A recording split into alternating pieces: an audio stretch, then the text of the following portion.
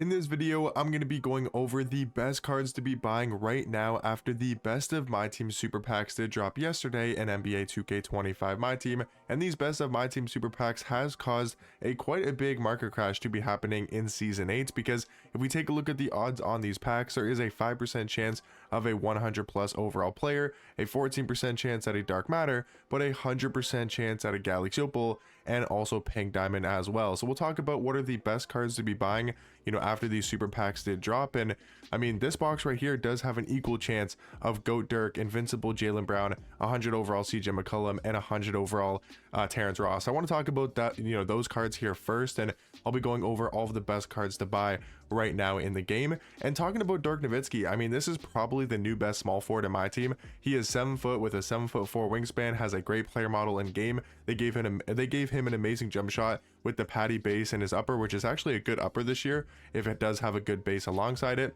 So a really good jump shot on Dirk. He's got the best dribble sigs in the game, Pro 2 fade with the best motion style, of course the 99 stats in every single category, and then does also have all 40 legend badges in my team. So I would say there's a good chance and a good argument to be made that Dirk Nowitzki is the new best small forward in the game. So like 3 million MT is crazy expensive to be spending on one singular card, but you are getting the best card at that position, and there's not too many other cards you can buy. Like for example, Yao, right? How much does Yao Ming go for? Is there even any Yao Mings on the auction house? Probably not.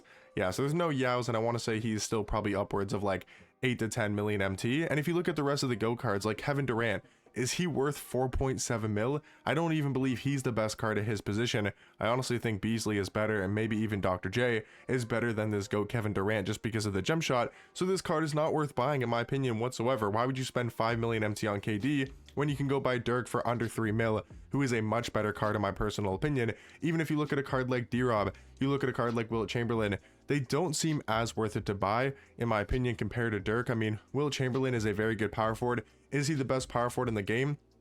I would say no. I mean, is it crazy to say that Dirk is like, because he can play power forward too, right? Like, so at the power forward position, is Dirk that much worse compared to Wilt Chamberlain? I would say, Wilt's the better card at power forward, but Dirk can also play small forward. So, and Penny Hardaway is just not worth it. I mean, Penny's not that expensive. So like, if you're not getting the Pro Pass, and if you're not getting the level 40 Dr. J who can play point guard, Penny's actually not a bad buy in this game as well. He is really good at the point guard spot. He's 6'7" with the best dribble sigs in the game and a very good jump shot, the same release that the Pro Pass and the level 40 Dr. J do have. So he's got the same jump shot. I don't hate Penny Hardaway as a buy. A lot better than Oscar and a lot better than Michael Jordan. So I think Penny and Dirk are the two most worth it GOAT cards to buy. Now, yes, they're really expensive, and I understand that everybody cannot buy these cards, so that's why we'll be talking about all of the best cards to buy, not just talking about the expensive cards, but just wanted to talk about the GOAT cards specifically and which ones I do think are worth buying. And I think Penny and Dirk make the most sense in my personal opinion. Going to talk about the best of my team cards. Let's just quickly talk about Terrence Ross and CJ McCollum. Talking about CJ first, I mean, he's another short point guard, undersized, but does have a good jump shot, does have really good dribble sigs, another good undersized point guard. But there's so many of these cards in the game that I just don't think this card's worth its price in my opinion. But Terrence Ross, on the other hand, for basically 100,000 MT, I've seen this card sell for like 125, 150 at the most. This Terrence Ross card is really good. They gave him the same jump shot that Kenyon Martin has, which is a very good release with the KPJ base and the Colin Sexton upper on very quick timing. And then I believe he's got like the best dribble sigs in the game besides one. I think he's missing a size up, and it's like Garland or Curry. I could be wrong, but I know he's got like basically the best sigs in this game. So Terrence Ross is a very good shooting guard, especially for his price. I think this is a great buy at the shooting guard position. One of the best obtainable shooting guards in the game as of right now. Maybe you missed out on a Cedric Maxwell, you missed out on a Richard Jefferson. I think getting a Terrence Ross isn't that much worse compared to those cards at the shooting guard position. So I really do like Terrence Ross as a great buy. And then we'll talk about Jaylen Brown here first, just because he was also in the best of my team super packs yesterday that did drop, and this card's actually not that bad for his price. Do I think he's worth his price? Probably not, when there's like Hazy Russell, who's basically the same but better. And I'm just curious why people maybe aren't too high on this Jaylen Brown card. Besides the Booker dribble style, this card is really good. Now, I understand that the Booker dribble style compared to Garland and not having Steve Francis size up is a huge concern about this card. So like, again, is he better than a Cassie Russell? No. Is he better than an Elgin Baylor? Also no. Garland dribble style does matter a lot, but if you're one of those people that don't like Garland dribble style that much or don't think it matters too much, then go buy this Jaylen Brown card. He can be great for you because of the jump shot that he does have with the Jarrett Culver base and the Oscar upper. I mean, this can be a good card, but to me, I just don't think it's worth it. I don't think he's worth his price, in my opinion. If we talk about the Invincible cards, I've always said I think buying like a 40 Legend Badge Ben Simmons is a really smart idea, and this one's probably going to sell for about 2 million MT. I think Ben Simmons, for his price, is a really good card to buy. Other good Invincibles, I do like Evan Mobley for what he does. Now, he is kind of expensive. I thought maybe he would go down a little bit in price, but, you know, he's still a good buy in my opinion. Kristaps, again, expensive, but is a really good card. I like Kevin McHale. Some of these cheaper Invincible cards, like Kevin McHale, is a very good buy. Sean Kemp is also a very good buy as well when we're taking a look and talking about these Invincible cards, as I cannot find Sean Kemp. Am I blind? Hold on, where is Sean Kemp? There he is. He is a really good card. Especially for his price. So I do like Sean Kemp. I like Kevin McHale. These are really worth it Invincibles in my opinion, because they're both under a mil, and under a mil for how good they are at the small forward position could definitely be worth it in my opinion. Also Rudy Gay, he's an amazing buy as well. I mean, if you can get one with 40 Legend Badges, is he not the same as, like, you know, GOAT Kevin Durant, but just 2 inches shorter with a better jump shot? I don't know. To me, I think Rudy Gay is basically like a slightly worse version of Kevin Durant, and call me crazy, he's got a better jump shot, so is it crazy to say he's a better card? He's just 2 inches shorter with 2 inches less on the wingspan. So I think getting Rudy Gay for, I don't know exactly how much he is, but under a million MT compared to the 5 mil of Kevin Durant, you're going to get a lot more value out of Rudy Gay. So I think he's an amazing pickup in this game. That's pretty much about, I mean, no, there are some point guards that are good. Like Luka, I think is a pretty good buy for around a million MT for a stock one. LaMelo Ball is still kind of expensive, but the jump shot's really good. And yeah, LaMelo is a really good card as well. If you can get one with a good amount of Legend Badges. If you're looking for a cheaper point guard, Klay Thompson is good, in my opinion, as well. So there is some worth it shooting guards to, or sorry, worth it Invincibles to get here, but I don't think all of these Invincible cards are worth it. I do like some of those point guards though. Klay, LaMelo, Luka, Ben, those are worth it point guards. And then you got cards like Kevin McHale, Sean Kemp, who are really good at small forward. Rudy Gay is really good at shooting guard. I like Evan Mobley as well. So there's a lot of good Invincible cards to be buying in this game. And also, I'm sure Invincible cards across the board have gone down a little bit in price due to this equal chance topper. So for every single super pack bundle, or every single, best of my team super pack bundle that you go ahead and open, if you choose to open up this one, you are going to have a equal chance in your topper pack to be 100 overall or an Invincible player. So I mean, you know, I don't know what the exact odds are on that, like to see an Invincible in the normal packs, but in the final topper pack, it's going to be a 50-50 chance, which is, you know, pretty good odds to get an Invincible card.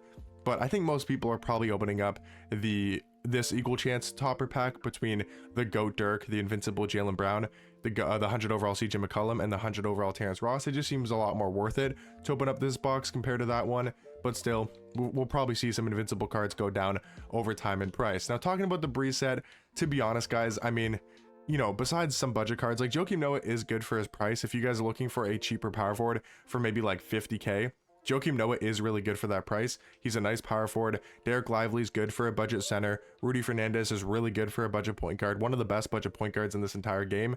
Maybe even the best budget point guard. So like, there is some good budget cards to buy in here, but none of the 100 overalls are really that crazy. Joakim Noah, again, is pretty solid. And the best Breeze card I would say to buy, you know, not named, you know, Rudy Fernandez and Derek Lively. If we talk about the Season 7 set, there is still some really good cards to buy in here. Now, 100 overall Wemby is still extremely expensive, and as much as I do think Wemby is a really good card, he is not worth 3 million MT, because how much is his Invincible going for? His Invincible has the best dribble sigs in the game. Like, but the thing is, he's like 4 million more MT.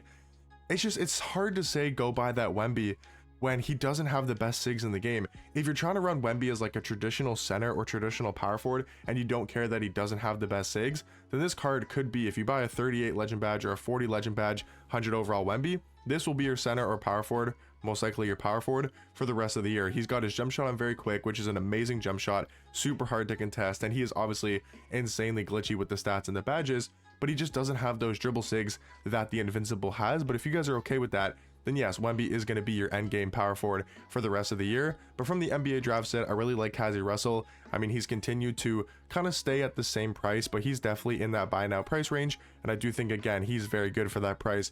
You know, better than Jaylen Brown in my opinion for his price tag of only 90,000 MT.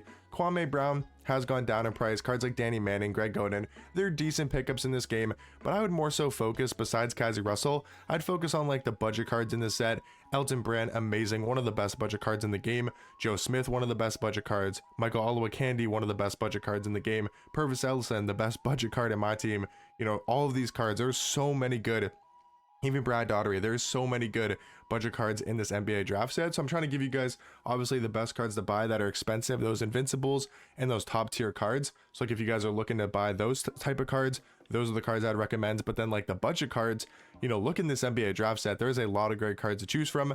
Automatic didn't really have too good of a drop in my opinion. I think the only card in here, to be honest, when it comes to the 100 overalls, is Shawn Marion. He's a really good pickup for 70k. He's an amazing defender with a very, very easy jump shot to green with. Taco Fall, I mean, we're talking about a giant center card. I'm actually trying to buy Taco Fall here on the no money spent. I don't know if I'll be able to get him with the amount of MT I have. That's all I can pretty much bid. I'm trying to get him on the no money spend for like under 550. Don't think that'll be possible, but I do think Taco is a very good buy in this game. Other than that, when it comes to the automatic set, not really any other cards I'd recommend. Like Steven Jackson is okay for under 20k. Like he's a good shooting guard. I mean, Jamal's decent for a budget power forward. That's about it when it comes to the automatic set. From the champion set, you got the 100 overall Giannis. You got these 100 overall cards, you know, that are very expensive but are very good. I think if you want to have a fun card to use, and if you're a big Kevin Durant fan, if you're a big Giannis fan, or if you're a big LeBron fan, these are the probably better value cards to buy than going ahead and getting GOAT Kevin Durant, going ahead and getting Invincible Giannis or Invincible LeBron. To me, getting their 100 overalls are going to be almost as good, maybe even better in LeBron's case. And I just think they're a lot more fun to have because they have, you know, their own jump shots pretty much when it comes to KD and when it comes to Giannis. LeBron obviously does have a different jump shot, but it still feels like a LeBron card for some reason. Not really sure why. Probably because it's a LeBron skin. But, you know, I think these three cards are definitely good pickups in this game. Dolph Schayes is still a really nice budget card. Ron Harper is still a really nice budget card in this game as well. Chris Anderson's obviously really good defensively at the power forward position. Going to the Splash Zone set, I mean, Brandon Ingram maybe, but I just don't think he's really worth it because you can get him for free, but he has gone down quite a bit in price. Probably just recommend getting him for free in the GOAT Festival exchanges. Other than that, in the Splash Zone set, it's pretty much just like Vladimir and Josh Childress as cards that I think are really worth picking up from the Splash Zone set. From the Vibe set, I mean, Glenn Rice is pretty good for his price. Brad Miller is good for his price as well, a good offensive power forward with a decent jump shot. From the downtown set, I really like Rick Smith. I mean, this card's around 400, 450k. Amazing, at least on Xbox, that's his price, and he's amazing for that price. 7'4" with a 7'8" wingspan. He's an amazing defensive center. He's an absolute giant down low, and his jump shot is insanely easy to time. I just want to see if I'm going to get Taco. We got a minute left. Maybe I'll show you guys in this video if we do end up getting Taco, so you can get kind of like a spoiler or a little bit of a, you know, spoiler, I guess, for the no money spent, you know, dropping later today. But Elgin Baylor is a nice good card as well. If you maybe don't like or don't want to spend the MT on Kazi Russell, you could go ahead and get Elgin Baylor. He's sort of getting into that budget card price tag, so I do think he's a nice card as well. But yeah, I would say that's pretty much it from the downtown set. From the Skyline set, you know, you got Franz, who's decent. You got Jack Sigma, who is decent as well, but maybe not as many good cards to buy in the Skyline set besides Franz and Jack Sigma. We go to season 6. I mean, not really too many good cards as well. Denny is good, Bogut is good for their price, and these Galaxy Opals have gone down a ton. I mean, Denny is down to like 30,000 MT. That is insane for Denny, and Bogut's down to like 10k. So a lot of these Galaxy Opals have gone down in price. Let's just see if we got Taco. I mean, we're just gonna watch it for the last 13 seconds here because I probably won't put this in the no money spent episode. I really hope we get this Taco. I don't think we're gonna get him. If we get him for 515, that would be an absolute steal. Can we get him here, please? 2 seconds, please. I want Taco. Please give me him. Taco Fall on the no money spent. We just got Taco for 515k. We'll take that. So if you guys do watch the No Money Spend series, you get a little bit of a sneak peek into today's episode. But yeah, we're talking about season 6. Yeah, I do like Galaxy Opal Denny, Galaxy Opal Bogut as really good pickups. Dikembe still a really good buy. Mark Eden's a really good buy as a giant center. Mark Eden has gone down quite a bit in price. I mean, I would not be surprised if this card gets sort of close to the buy now price tag at some point. Amen Thompson, he's a buy now. He's a really good card at the shooting guard position. Pantheon set, I mean, Dark Matter Sar you can get for free. Dark Matter Luol Deng is a great 3-and-D card as well at small forward. Beasley I still really like. He's gone down in price at small forward. He's a really good card at the small forward position with his jump shot. His jump shot is still my favorite release in this entire game. That's pretty much it when it comes to the prime set. From signature series, you got your standard like AK is good, Stephon Castle is good. From the fan favorites, you got Tim Thomas, right? These are like the notable cards that I always talk about. I would say none of the season 5 cards are honestly that worth it in my opinion. Like, how much is an MJ going for?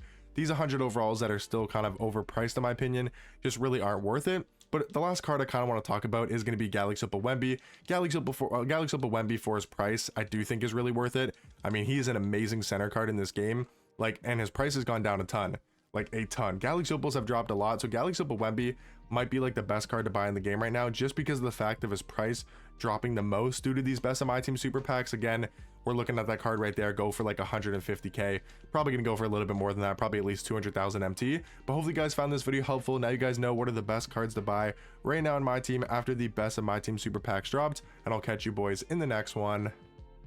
Peace.